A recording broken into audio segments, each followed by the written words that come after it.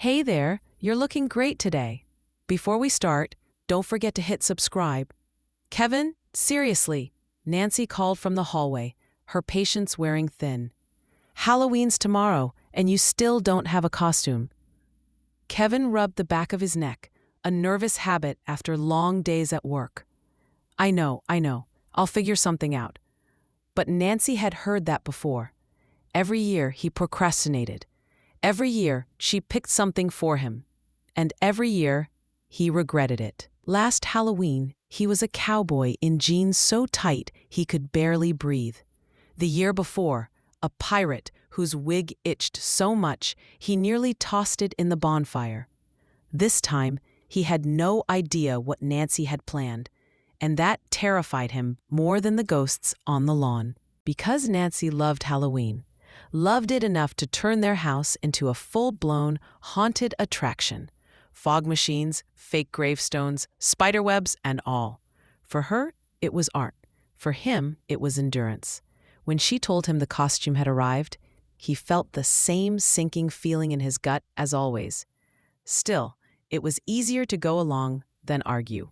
She led him to their room, door shut tight. "All right, time to try it on," she said. That tone between playful and commanding. Kevin sighed and complied, peeling off his clothes as she helped him into something soft, tight, and strangely realistic. He felt fabric slide over his skin, snug around every curve. But this didn't feel like fabric at all. It felt like skin. He looked down. Nancy, what is this thing?" "Just relax," she said, grinning. "You're going to be Mr. Forgetful this year. Now don't peek until it's on." Nancy clapped her hands. "Perfect. Now let's finish it off." She laid out a red Starfleet-style uniform. Short skirt, boots, insignia. "You're going as a classic sci-fi officer," she said proudly. Kevin wanted to protest, but he didn't. He never did. And soon, the costume wasn't just something he was wearing. It was something he was in. Trick-or-treating went as usual. Their daughter, Gina, ran ahead with joy, while Kevin trudged behind, avoiding the curious glances of neighbors. He could feel the eyes, the smirks, the whispered jokes. By the end of the night, he was exhausted and mortified. Then came the party. Nancy insisted they attend the neighbors' annual gathering. Kevin drank more than he should have, trying to forget how everyone was looking at him. The night spun into blur and laughter and blackness. When he woke, something felt wrong. His body ached, but not the usual hangover kind. Everything felt different. He stumbled into the bathroom and froze. The reflection staring back was not Kevin. It was a woman. His scream came out higher, unfamiliar. Echoing through the house, Nancy rushed in. "Kevin, what's?" She stopped cold. Her face went pale. It wasn't a costume anymore. There was no zipper, no seams. It was him, or rather, her. Nancy called the costume shop in a panic. The cheerful voice on the other end spoke calmly, almost too calmly. "Oh, that must have been one of Mara's enchanted designs," the woman said. "They're authentic, very authentic." "What do you mean authentic?" Nancy demanded. "How do we reverse it?" "I'm afraid you can't," the woman replied. "The magic settles at midnight. After that, it's permanent." Nancy dropped the phone. Kevin, no, Lucy, sat at the kitchen table, silent. "This is me now," she said softly. And there was nothing more to say. The days that followed were chaos, explaining Kevin's disappearance at work, adjusting to a voice, a body, a self that felt alien, learning how to live again, differently. Nancy helped, though the guilt never left her eyes. Their daughter adapted fastest. Kids always do. "Daddy's Aunt Lucy now," she'd giggle. And somehow that made it all feel less impossible. Lucy started over. New clothes, new routines, new confidence she didn't know she had. She discovered people treated her differently now. Sometimes better, sometimes worse, but always differently. And yet, a strange peace began to grow. One cold afternoon, Nancy and Lucy passed the same costume shop downtown.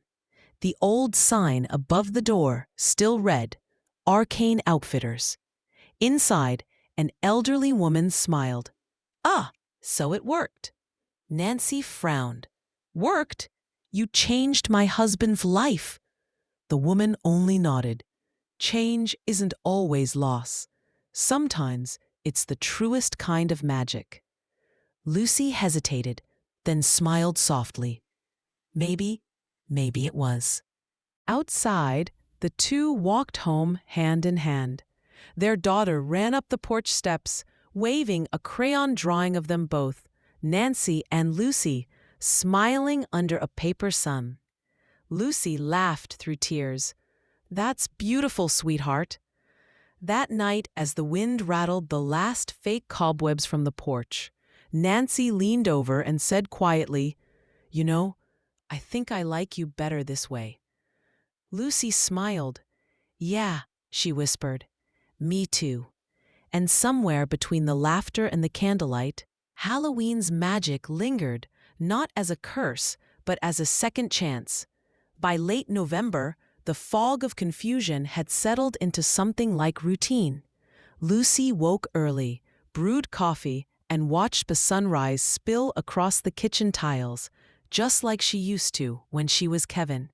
Except now, the mug felt smaller in her hands. Her voice, when she muttered good morning to no one in particular, still surprised her, lighter, softer, yet steady. Nancy had gone back to work. Gina was at school. For the first time the house was silent. Lucy stood in front of the hallway mirror, the same mirror that had reflected her old self for years, and stared. She'd done this every morning, half expecting the spell to reverse. But her reflection only gazed back, calm, alive, and unmistakably her. Still, something was off today. When she turned away, the reflection didn't. She froze, heart thudding. Slowly, she looked back. The reflection was smiling. She wasn't. A chill ran up her spine. Don't be afraid. The reflection whispered, though Lucy's lips didn't move. Lucy stumbled backward, knocking into the side table. What? The reflection tilted its head. You're getting used to me. That's good. Most people never make it this far. Lucy's breath caught in her throat. Who are you? I'm what was left behind, the reflection said softly. The part that didn't cross over when the costume fused. You think you changed overnight, but the truth is, someone else had to take your place here. Suddenly the mirror shimmered, like ripples on water.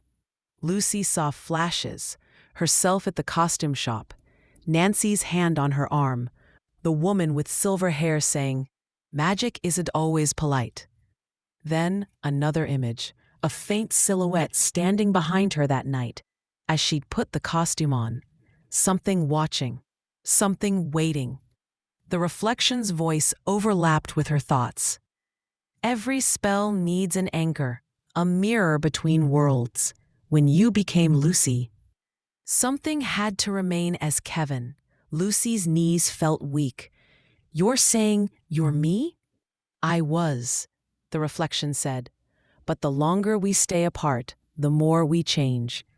You're growing comfortable in your new skin. I'm becoming something else entirely. What do you want? Lucy whispered. To finish what began, the reflection replied. To make you whole, or to take my place back. The front door opened suddenly, snapping Lucy back to the moment. Nancy called out, Lucy, you home? Lucy blinked. The reflection was still for an instant, then moved perfectly in sync again, as if nothing had happened. "Yeah," Lucy said quickly. "Just cleaning up." Nancy stepped in, a bag of groceries in hand. "You okay? You look like you've seen a ghost." Lucy forced a smile. "Just thinking too much, I guess." But her eyes flicked to the mirror. For the briefest second, her reflection winked. That night, Lucy couldn't sleep. Every time she passed a reflective surface, the darkened window, the TV screen, even the sheen of the teapot, she caught glimpses that didn't match her movements perfectly. Sometimes her reflection smiled a second too late. Sometimes it whispered words she couldn't quite hear. And once, just once, it reached forward, pressing its hand against the glass from the inside. Nancy noticed Lucy's sleeplessness. "Maybe it's stress," she said gently one morning.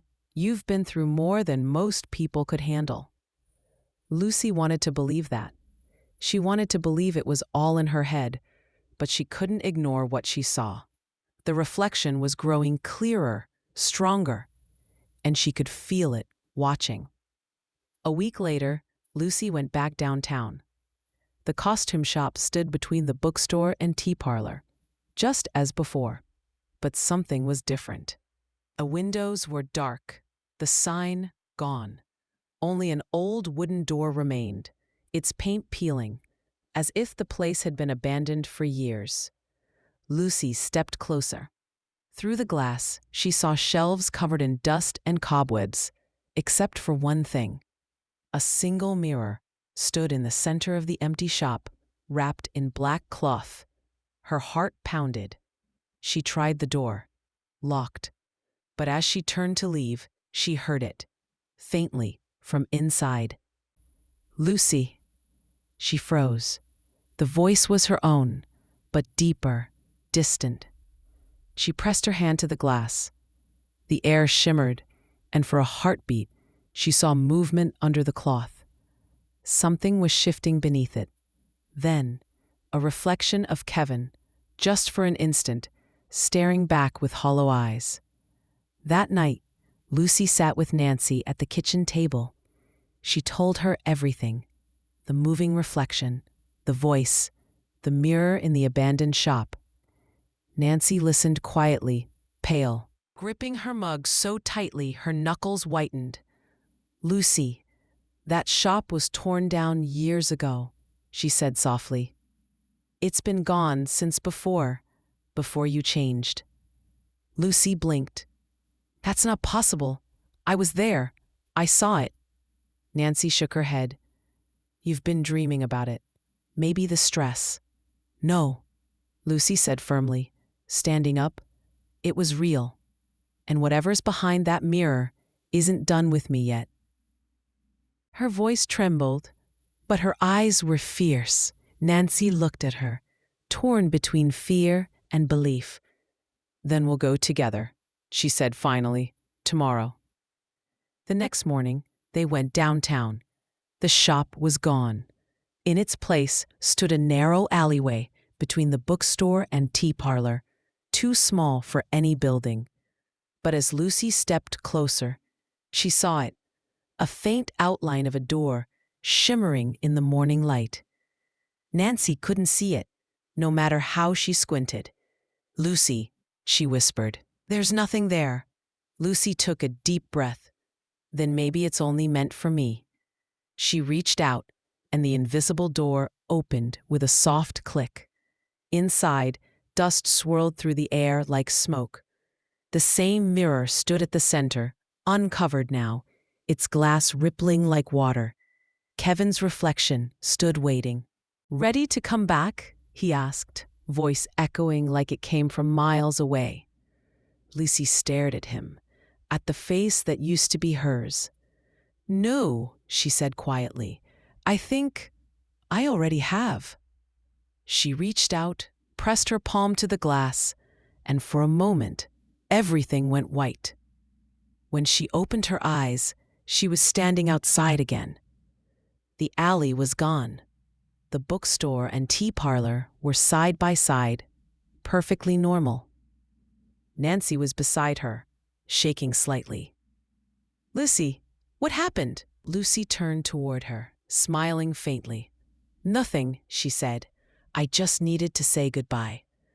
As they walked away, Nancy noticed something shimmering faintly in Lucy's reflection in the store window.